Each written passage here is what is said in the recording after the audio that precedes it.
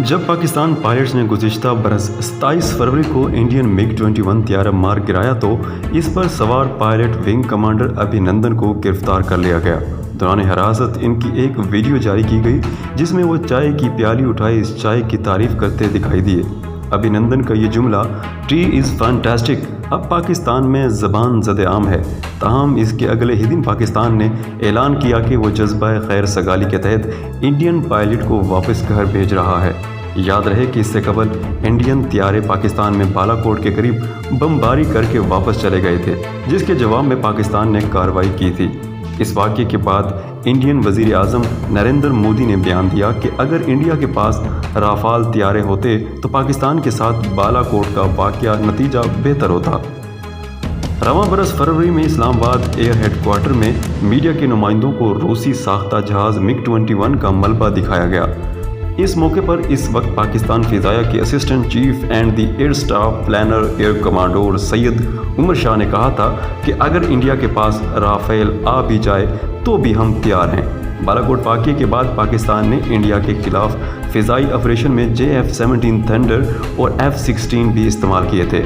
इन त्यारों की खुसूसियात जानने से पहले एक नज़र फ्रांस से आए कुछ राफेल त्यारों पर। फ्रांस की हुकूमत के साथ किए गए मुआहदे के तहत इंडिया को कुल 36 राफेल त्यारे मिलने हैं, जिनमें से 6 त्यारे इंडियन पहुंच गए हैं।